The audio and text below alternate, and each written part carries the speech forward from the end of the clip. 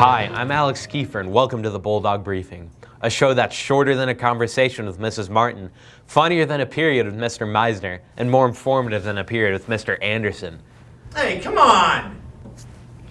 You may have noticed the Stolen Spirit trailer we posted a few weeks ago, a collaboration between the MSHS Biology and English departments to figure out who stole the money from our cheerleaders.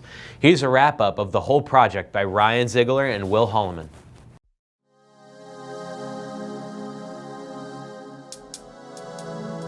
We presented Mahomet-Seymour's English and Biology project, Stolen Spirit, a few weeks ago. English and Biology students have been working incredibly hard to identify the perpetrator. This is what the students had to say. I have predicted it was Mrs. Gowler. Mrs. Atkins. Miss Weimer. Oh, Mrs. East. Atkins. O'Daniel. Miss East. Mr. O'Daniel. Miss Weimer. Mr. O'Daniel. Then we interviewed the teachers about the outlandish claims against them. Just because I did this last year doesn't mean that I did it this year. I'm innocent. I didn't do it. As I've said before, I maintain my innocence throughout. I believe that the evidence will show in my favor. It's definitely not me. I mean, I don't need the $5,000. I picked up an extra job, so I don't know why they think it's me. I am loyal to this school. I love Miss Atkins and the cheerleaders, and so I'm a little disappointed in that. The students investigated the crime scene, then conducted 2 labs using the evidence they collected, and finally wrote a report on everything they discovered, stating who they believe committed the crime. Then we caught up with Officer Alfonso to give an update on the findings. So the evidence that they're gathering is very accurate, and it's going to go ahead and lead us to the right person that's responsible for this crime. The answer to the famous whodunit is Mrs. East. I regret nothing. I cannot believe that Mrs. East is the one responsible. I am so disappointed, and so are my girls. It just goes to show you that anybody can be the culprit. Ryan Ziegler and Will Holleman for Bulldog TV. Congratulations to everyone who guessed the culprit correctly. In our next segment, the engineering and design class has been working very hard on a very cool project. We will take you behind the scenes with this story by myself and Tyler Mackey. Mr. Anderson's architectural design class of 2022 has started a fun new project where they take advantage of all the new skills they've learned and build an electric guitar. This is what they had to say. My favorite part of the project is I personally like using electronics and like computers and stuff, and I think 3D designing is very fun and interesting. And I personally think that working on a guitar and making something is going to be very fun. Some new things I've learned is the basics of the SketchUp and Aspire and other things to use on the CNC. I've learned more about 3D designing and how to use more stuff on a computer. I was very basic when it comes to computer stuff, but now I know a little more about 3D designing. After all the digital design, the class learned about bringing those files to life with manufacturing technologies. In this case, they sent instructions to a CNC machine, a sort of robot wood carving tool. Thanks to their hard work, a handful of teachers and students will get their very own electric guitar with a custom inlay. This was Alex Kieffer and Tyler Mackey for Bulldog TV. Looks like the students sure are learning a lot. Don't go anywhere. We will be back after these quick messages. Hi, I'm Mr. Andrecki. And I'm Mr. Anderson. Together, we make up the Industrial Tech Department here at Mahomet-Seymour High School. Take a look at some of the classes you could be taking to learn valuable skills right now.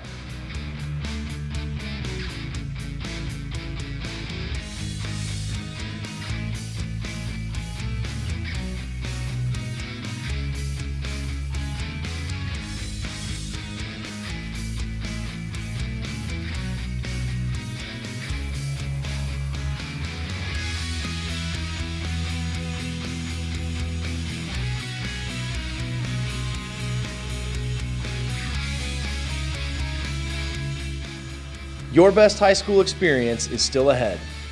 Tell your parents and tell your guidance counselor which classes you would like to take in the Industrial Technology Department next school year at Mahomet-Seymour High School. We can't wait to see you in class. Writing. Art. Photography. But an extra ingredient was accidentally added. Chemical publication. Thus, Sonder Literary Magazine was born. You can be published today. Find a Sonder poster hanging up around the school or go to sondermshs.wixsite.com/mshs to find more information.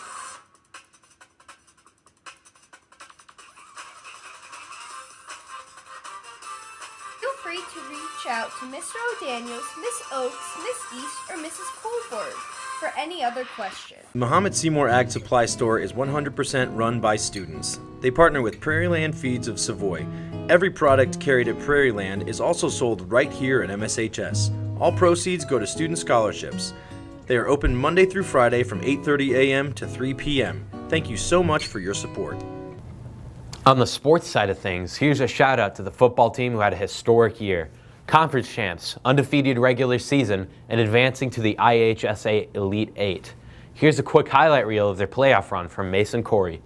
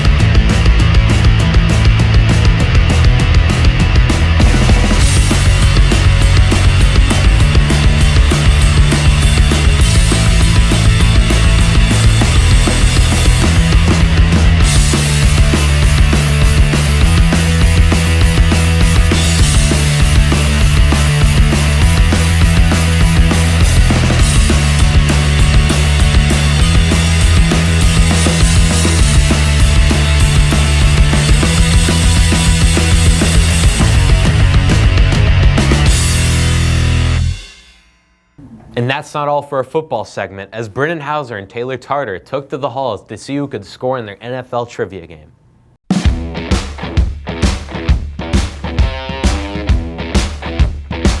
Today we're here with Sammy Manswell, Catherine Lagerdonis.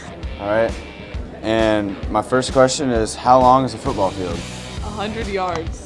All right, we're here with Garrett Porter, and on the NFL trivia segment, how long is a football field? I think it's like 100 yards. Correct, correct. Good job. Who did Walter Payton play for? The Bears. Bears, yeah. Great job, guys. What team's nickname is the Vikings? Probably the Los Angeles Rams. That is incorrect. It's actually Minnesota. Minnesota Vikings. You want a hard one? Yeah? All right. What city did the Rams originally play in? Minnesota. Cleveland. Who is nicknamed the Bus? Oh my. Is it that fat running back? Yeah. Jerome Bettis on the Steelers. What were the Bears originally called? I don't know.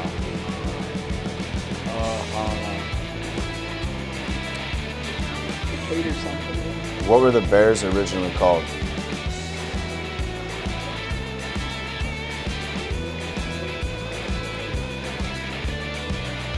Whoa. The Bears? Nah, the Decatur Staters. Yeah. What did the Redskins' name first get changed to? Washington football team. Yeah. What did the Redskins' name first get changed to? They watched the Redskins, then they got changed to the Commanders. Remember they were the football team for a little bit? Yeah. What is the nickname for the Vikings? I mean, The Vikings. what is the nickname for Minnesota? The Vikings. Yeah, there you go. All right. What do you have to reach to get to the red zone? The red zone?